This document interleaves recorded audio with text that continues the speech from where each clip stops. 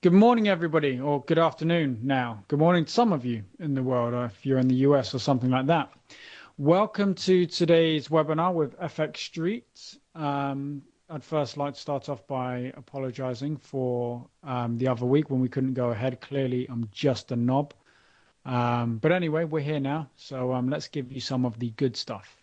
In today's webinar, we're going to be talking about Fibonacci retracements, but we're not just going to be talking about it the way most of you, well, you will know what Fibonacci retracement is if you've been involved in trading for any length of time, but really I'm going to put the whole area into context for you. I'm going to put it into perspective so you understand why it is important, all right, and how you can really use it to help you improve your trading. And if you ask any of our members over at Traders Corner, about the way that we use ratios and the way that we look for harmonic price action and things like that, they will tell you that looking at things like this is one of the things that has changed their trading around for the better. Okay, so before we get started, we have the usual disclaimer.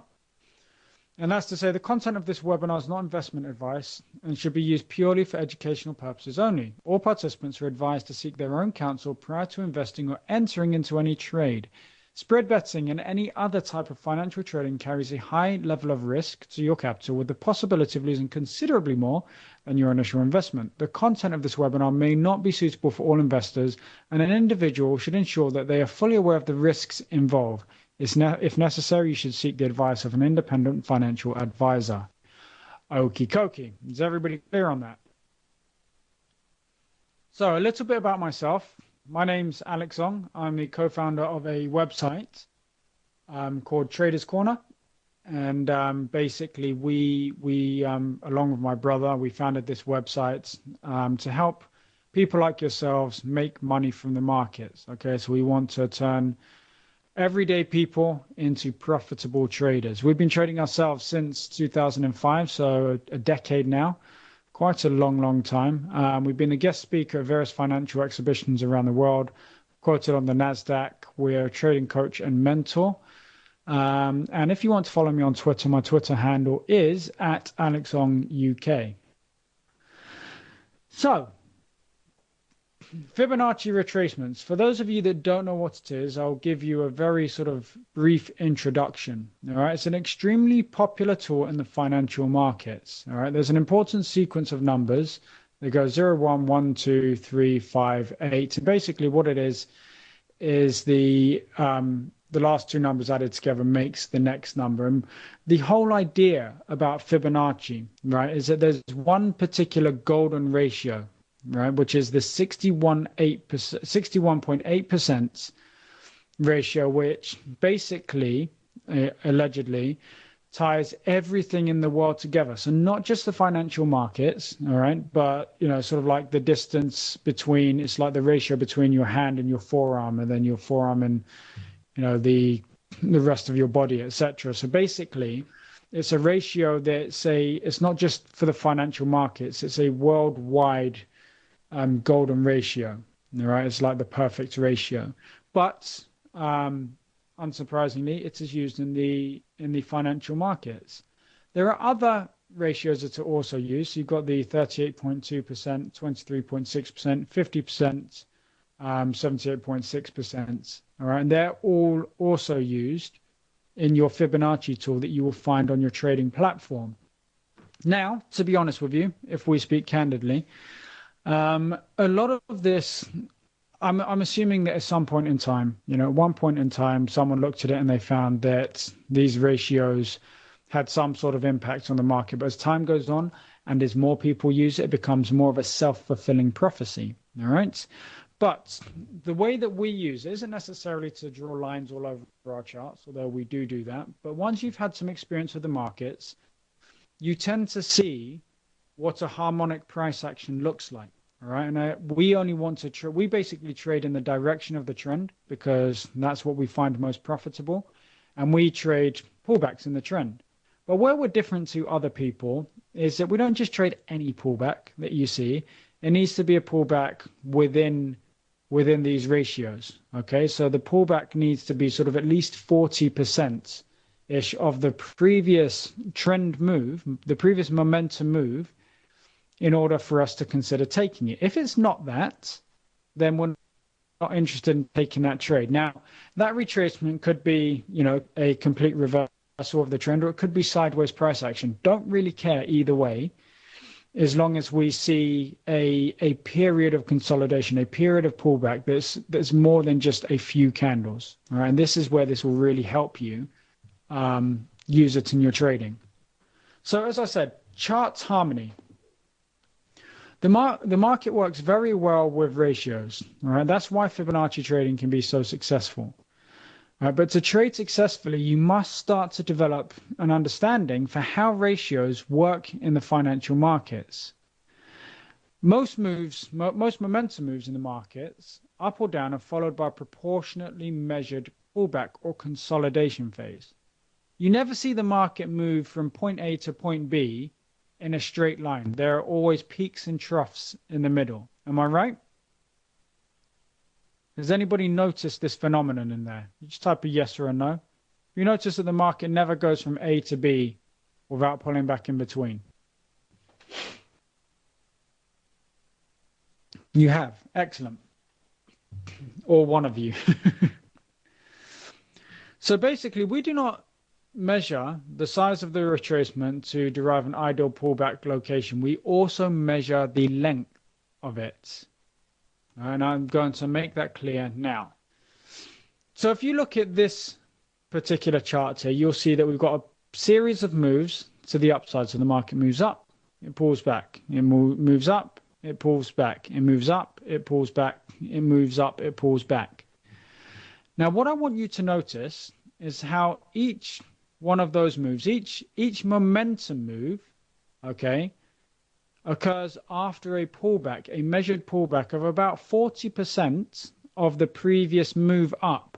Now, that can either be to the downside, all right, so we can either have a complete reversal, or it could be sideways price action.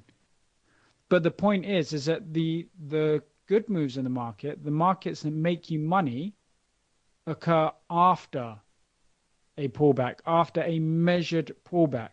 Now, this is very difficult for new traders because they want to be in the markets no matter what. They're not willing to be patient enough to wait for those moves, to wait for the right moves that are going to give them the highest probability of success. They just want to get involved in anything. They don't really care either way what that is. They just want to be trading anything. Do any of you identify with that? Have any of you ever sat there, looked at a massive move in one particular direction, and then sat there and thought, oh, I really want to get involved in this? The market starts to pull back a little bit. And once the market's pulled back, just a tiny bit, you look to get involved in the trade, even though the trade isn't right at that particular moment in time. Yeah? And then you get into the trade and suddenly the market moves against you. Okay, you get stopped out of your position. You're cursing. You're basically, you've lost money there. You're not happy. You say that you're not going to make that mistake ever again. You're not getting involved in the pullback. Maybe the system you're trading, you don't like that. Any number of things. But ultimately, you've gotten at the wrong place. The market takes you out, and now you're frustrated. You then don't get into the next opportunity. All right, so it pulls back a little bit more, then it gives another opportunity to go long, for example. You don't get involved in that, and now the market shoots off in your direction. Who's been there?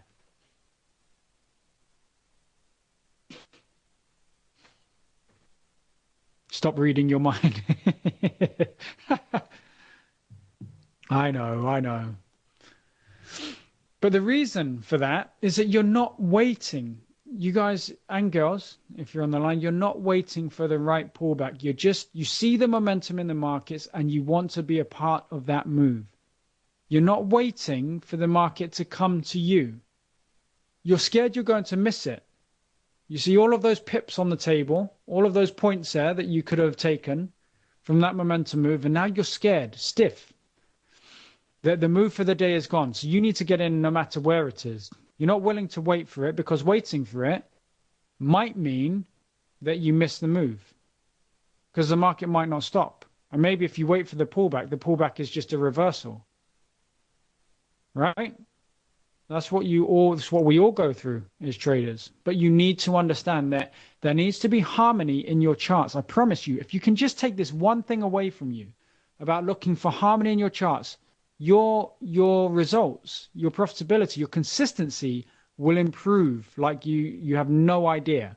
So just take that one thing away from you, to look for harmony in your charts. Every momentum move in a particular direction needs to be followed by a measured pullback of at least 40%, right, of the previous momentum move. That's why we're not interested in this little pullback here, because that pullback there, that's nothing. We're interested in the major pullback. After a major pullback, you've got much better opportunity to get into the market at bargain prices. Paul says, I'm slowly learning that while it's costly to miss a trade, it's not nearly as costly as getting into the wrong trade. Exactly. I was doing a live trading session this morning, okay, with some of our community, and we basically didn't get involved in any trades. We took a few trades, came out at break even, and one I took a really tiny loss on, but basically there were no real trades that we took. So we're just rotating in and out of the market, looking for the right opportunity. And we didn't get the momentum move, so we didn't put any real size, we didn't take any real trades. But what I wanted to put across to them and what they got out of it was the fact that ultimately, by not being in the market, by not taking your full position size, because the market doesn't warrant that, right? We aren't costing ourselves money. And if you're not costing yourselves any money, then when the real moves do occur, you're going to be in a position where your trading account is going to grow rather than just be clawing back losses. Because the one classic mistake that all new traders make is that they may have a profitable system, all right? They may be profitable on, let's say, 6 out of 10 days. The problem is, or even 7 out of 10 days, the problem is on those 3 or 4 days where they're not profitable, they absolutely destroy their account. So when it comes to the days that they are profitable, they're not growing their accounts. All they're doing is they're clawing back their losses. Who here has been in that position before?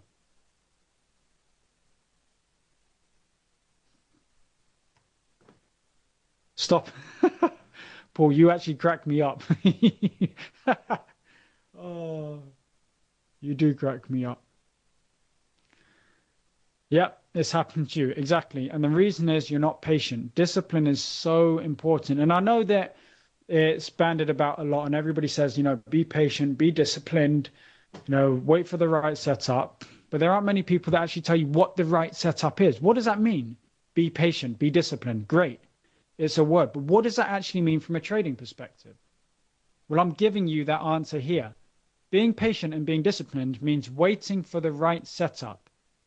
In our case, because we trade trending markets for the majority of the time, that means waiting for a pullback that is actually a pullback, right? And what I mean by that is waiting for a pullback to a location where you're going to be getting in with the highest probability of success.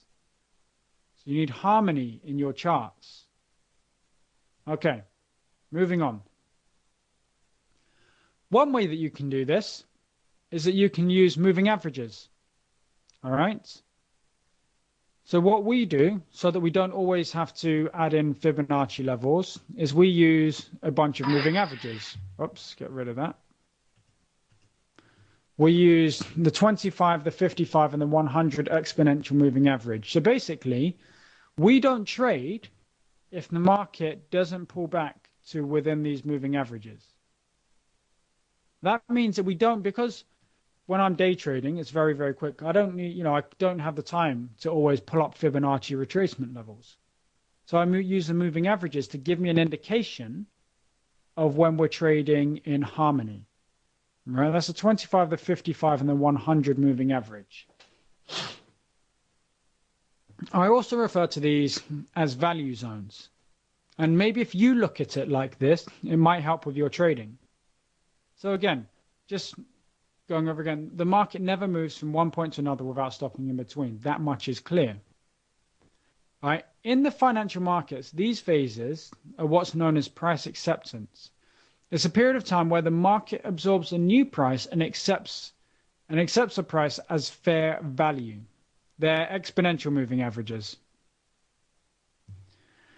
For our setups, when we're trading trending markets, it's very, very important that we understand where the value areas are. Okay, the moving averages, they do a great job in helping us determine where the value areas are. And if you were to throw up a Fibonacci retracement, those charts, you would see that for the most part, they actually coincide. All right, so our aim as traders is always to get into the markets for a good price relative to recent price action. Yes, Paul, it's the 25, the 55, and the 100 exponential moving average, EMA. So what do we mean by this? So looking at this chart here, once you've seen the market move through these lows, who would be selling at that point there? A few of you maybe?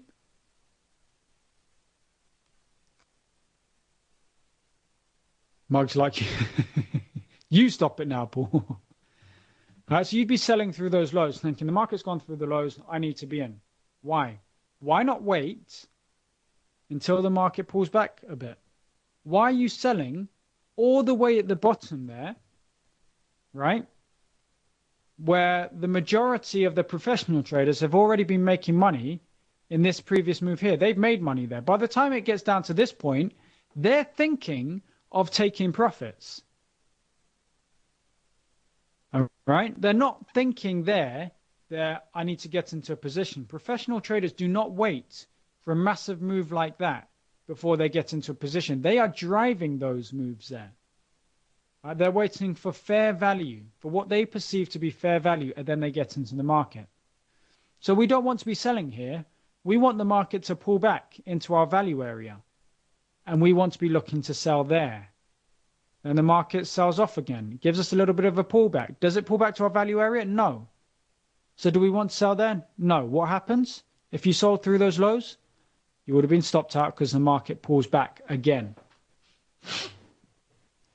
Are you all following this?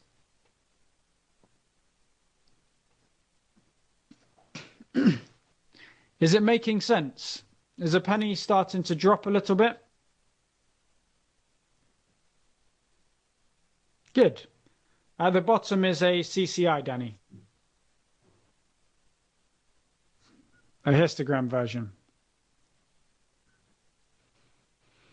And here's an example of value areas in an uptrend. You see, we don't want to be in these little pullbacks here. There will be times when it makes you money, okay? But during those times, do not change your system. Because you see it make money once, don't change your system. Say, oh, that must make money every time. Therefore, I'm going to change my system rules to allow me to get into those trades. You need to be consistent in your approach and disciplined in your approach. If you ask any of our members that have been attending our live trading sessions recently, they will tell you, or hopefully they will tell you, that's one of the biggest things that they're getting out of these sessions, is how being patient actually pays you. Not only from a perspective of getting into the right trades, but also avoiding the wrong trades, avoiding the trades that stand no chance of success. Start with. Okay? So the chart needs to move in harmony. We want measured pullbacks. When do you go into the trade and exit again? I go into the trade when the market pulls back within the value area. I can't actually give you the exact rules for entering or exiting. That really wouldn't be fair on our members. But I'm giving you a very, very good proportion of this here. In truth, you can use any sort of entry technique you want. Anything you're comfortable with, as long as you're taking it from the right place. And if you're taking it from the right place, you're going to put yourself in a position where you're going to be right more often than you're wrong.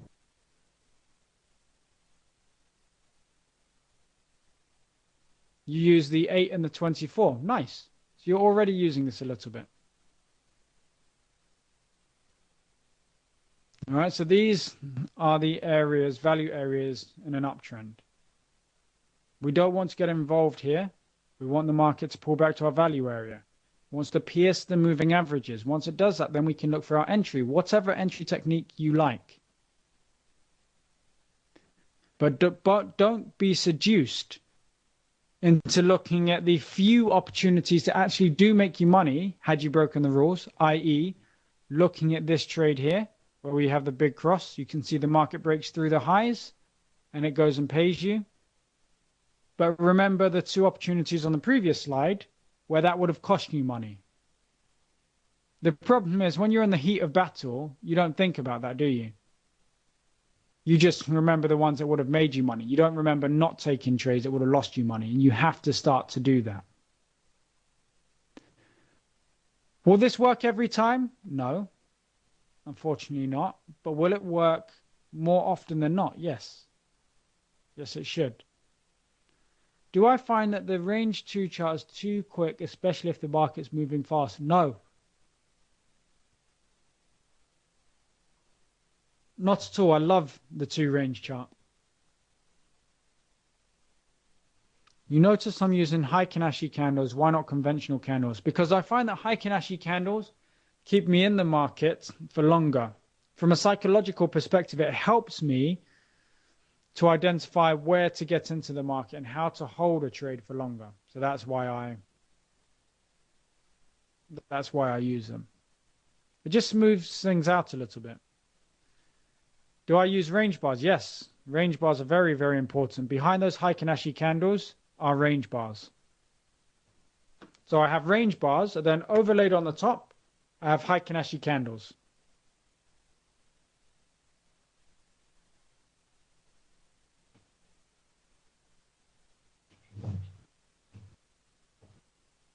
Make sense?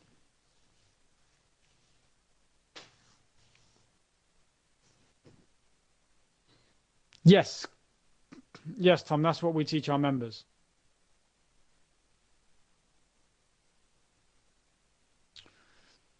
Okay, so going back, where do I place my stop? Hold on, I'll go back. Place the stop behind the swing points, always the swing points.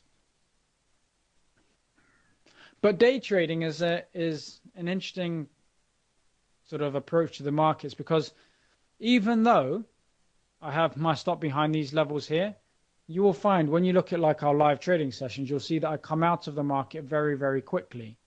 So often if the market isn't doing what I expect it to do, I'll come out before my full stop loss is hit. There are very, very few occasions when I'll be in the market and I take a full loss of my trade. Very, very few. So for example, this morning, we took a couple of trades. One of them is break even. And the other one was a tiny loss, like 2-point loss. So nothing. And to give you an indication of what that is, my hard loss. So I took 1/5 of my usual stop loss, of my hard stop loss rather. Because when we day trade, we've got to trade defensively, right? We need to protect our accounts because we want to, day trading is about drawing an income from the markets. You can't be waiting there for hours and hours and days and weeks for one trade to pay you. Day trading is about being in and out of the market multiple times, building up your bank, drawing an income from your trading. Okay? I find that with range 2, the entry with 2 range bars, the entry is moved on by 2 to 3 bars before I can execute. Okay, I think that's just a case of practice. You know, I have my finger hovering over the buy or sell button as soon as I start to see a pullback. So occasionally I'll get slipped, but more often than not, I'm fine.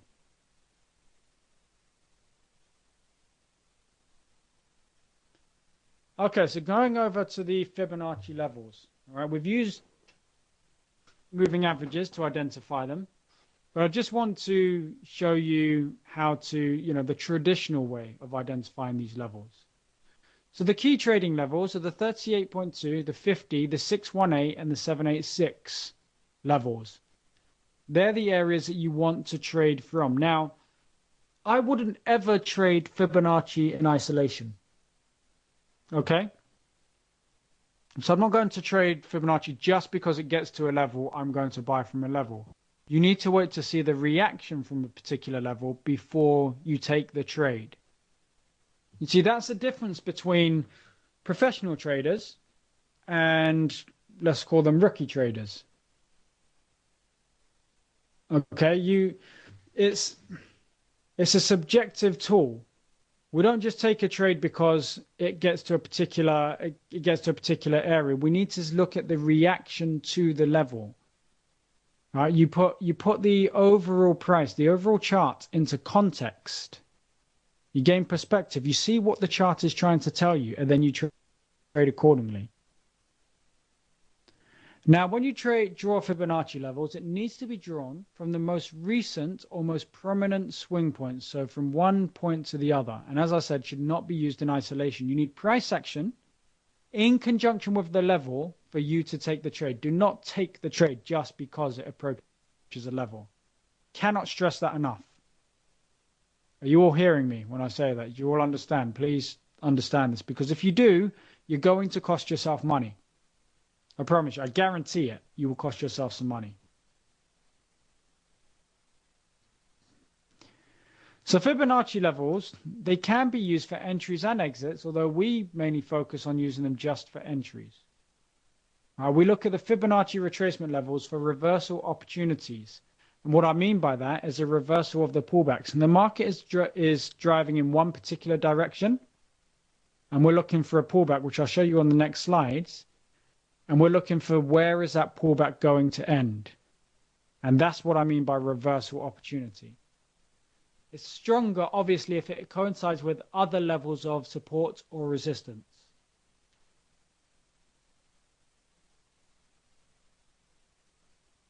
Whether that be a trend line, horizontal support or resistance line, or whatever. Because ultimately, Fibonacci is a form of support or resistance, but it's just stronger when it's used with other levels. Because the one issue of Fibonacci is it can be quite subjective. Okay? So how do we draw the levels? Very, very simple. You look at your major swing points. You go swing low, swing high to swing low. So imagine all of this here. This hadn't happened. This here hadn't happened, right? Not even this there.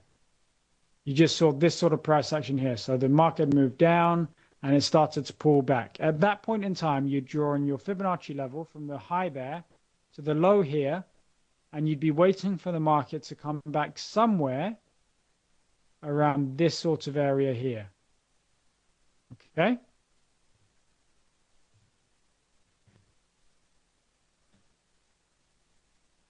Make sense? Which time frame? Any time frame. It's obviously more reliable on a daily time frame, but it works on any. So you go swing high through to swing low. And then you look for a reaction to the level. And you get that up at this level here. In this occasion, it occurs at the 50% level. What did I say earlier? Did I say that it would be stronger at levels of support or resistance? Yeah? So what is that there? Put it in black so you can see it. What's that? That's a previous level of support, which now is acting as resistance. And it coincides with the 50% retracement level. So is it really a surprise that the market turned around from that level?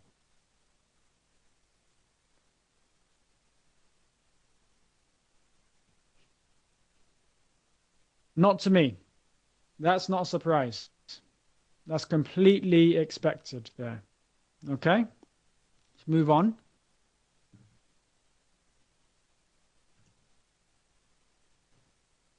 Again, the market rallies off up. We take it from the most recent level of support, up to resistance. We then wait for the market to come back and react at a level. And this is important. We're waiting for the reaction to the level, right? So what would have happened if you would have just traded this here? Because this one happens in conjunction. So previous level of resistance becoming support. What would happen if you just traded at the 50 level without waiting to see the reaction? Who wants to take a guess?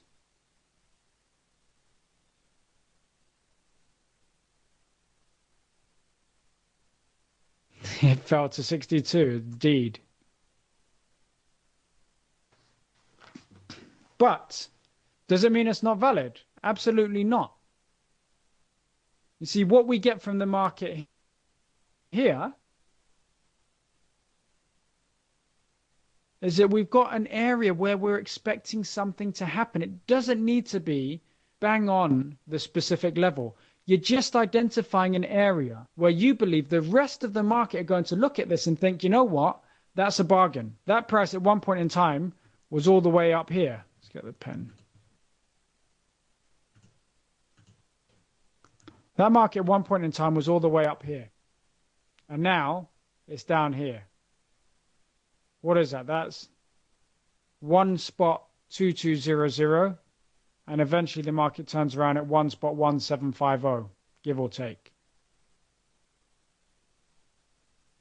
Okay, so the market is seeing that as a bargain. They know that everybody else will be looking at this as well. Then we get the reaction to the level.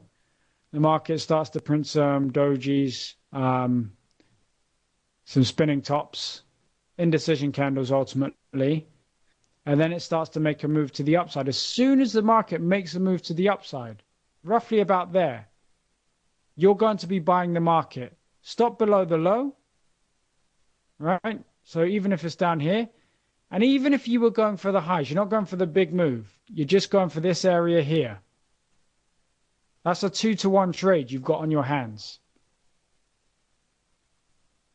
And if you can do this again and again and again and again, you're going to make money. 2-to-1 trade. Even if you're right 50% of the time and you wait for these setups, you're patient enough to wait for these setups, you're going to make money. Look at that. That's your stop. All of that, just up to the highs, is your profit target.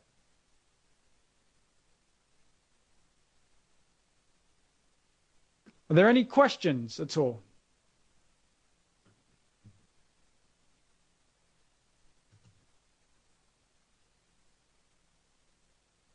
How long do I hold trades in average? On average, I hold trades, Tom, for about, when I'm day trading, anywhere between 1 to 3 or 4 minutes. I exit basically more or less according to momentum. So when the momentum dies from the trade that I'm in, I'll be out of it immediately. What if it's near a high? Then you wouldn't take the trade pan. Then you might wait for another trade to come along.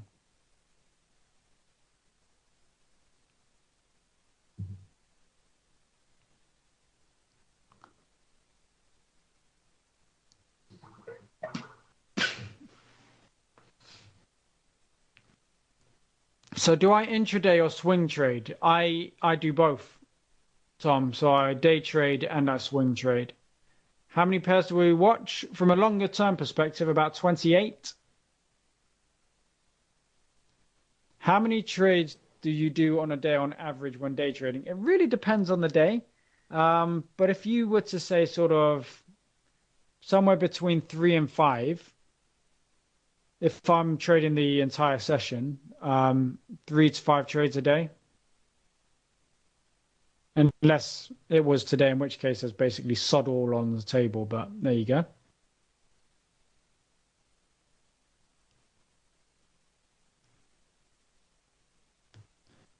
Yes, I trade the DAX a lot every day, basically.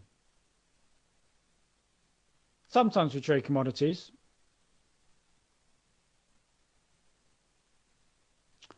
Yeah, holding for somewhere between 1 and 3, 4 minutes for each trade.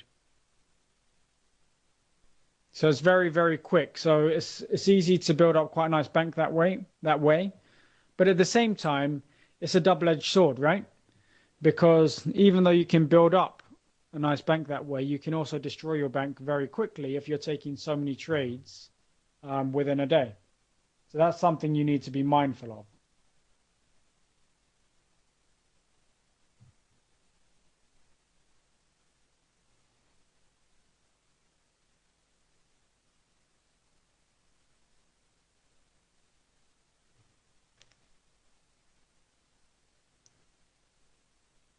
So how do I define which market is trending and will be ready to trade? We use the moving averages to do that.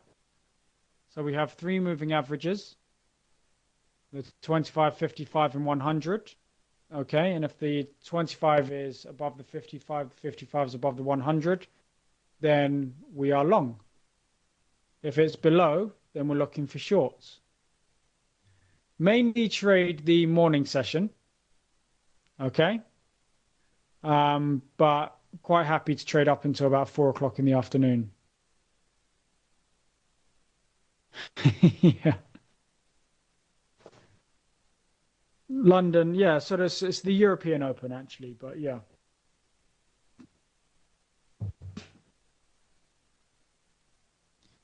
You see, so here's the moving averages indicating that you're looking for shorting opportunities only. So you'd be selling there.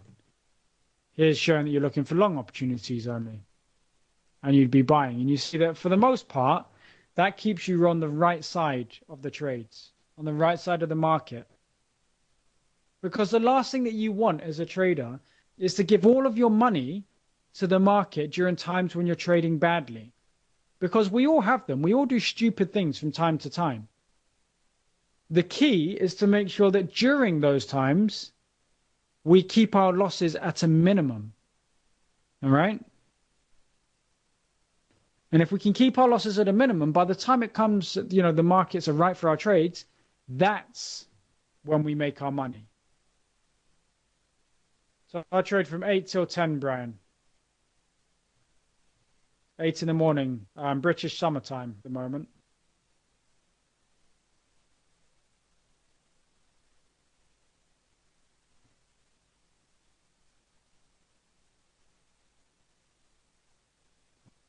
So who here trades live already?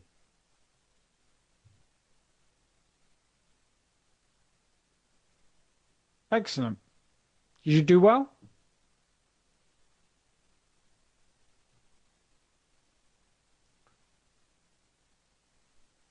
No. You need to drop me an email, FXTrade. We'll sort you out. Don't worry. Good stuff.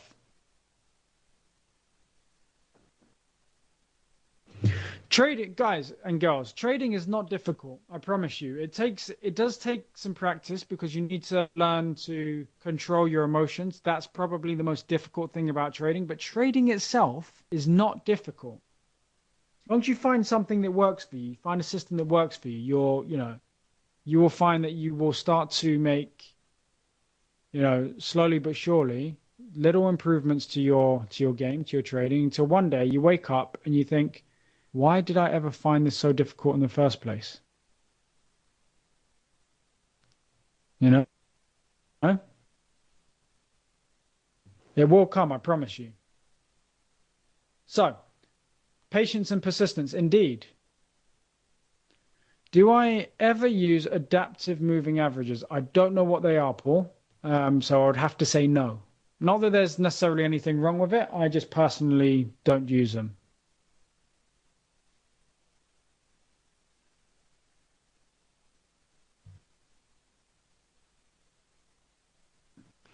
Are there any questions about what I've shown you today? I haven't even seen the time. We're actually nearly out of time here, so I just want to make sure I answer any questions that you have.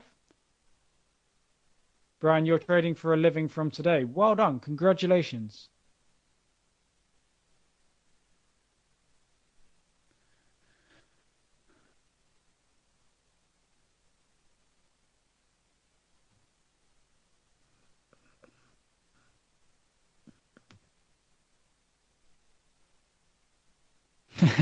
Good luck.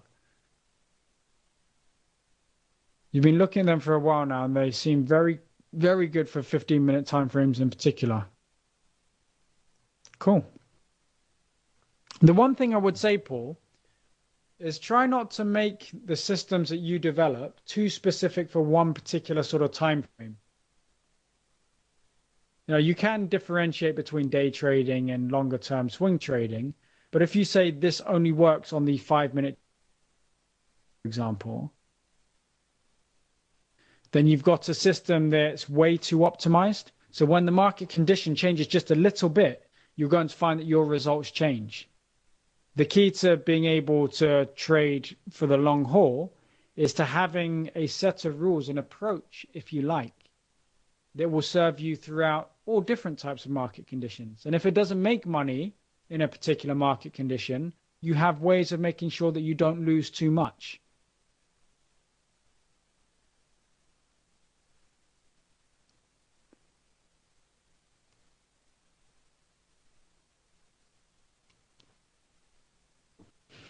Any millionaires in this room? Any of you guys millionaires?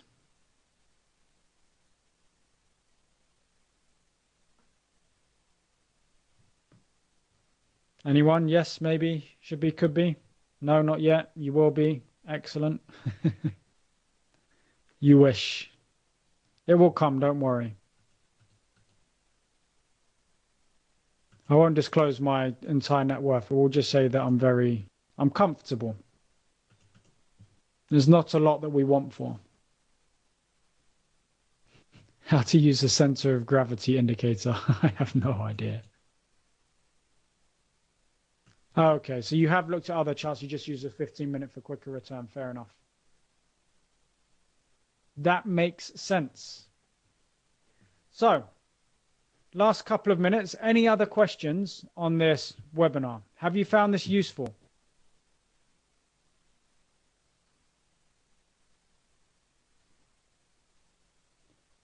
What sort of a topic would you be interested in me? Would you be interested in me covering next time? Because I always find it quite difficult because I've been doing these webinars for FX Street for a few years now. And I kind of run out of ideas of what people really want covered. I've covered a lot of the technical analysis stuff already, but what would you want? You'd like to cover scalping. So the next webinar, you want me to talk about scalping, yes? Fundamentals, we can do that as well.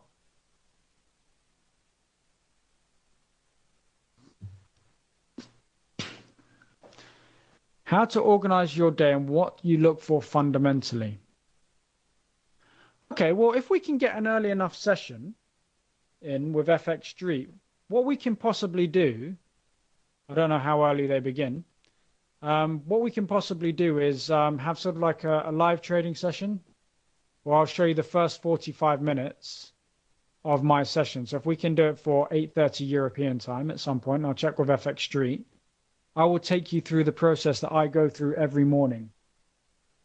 How I derive my bias for the day, where I want to, where I think the market is going to take me, which helps a great deal when it comes to trading, when it comes to day trading. So I already have my plan in place and I just need to react.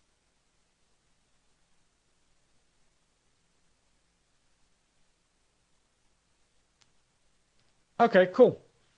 That's what we'll try and do for the next one.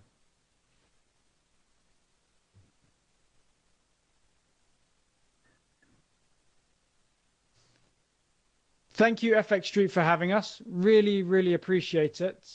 I will see you on the next one next month, where we will cover exactly what you've just requested there. So if we can get a session that starts early enough, we will go over some my routine, my pre-trading routine. Okay? Thank you, FX Street, for having me. It's been an absolute pleasure. Apologies for last week when I just screwed up attending because I don't even have an excuse. It's just an idiot, really. So apologies for that. But hopefully this made up for it. And I look forward to seeing you all on the next session. Okay? So take care now and have a very, very good end to your day and a very, very good weekend. Thank you very much, and I'll speak to you all soon.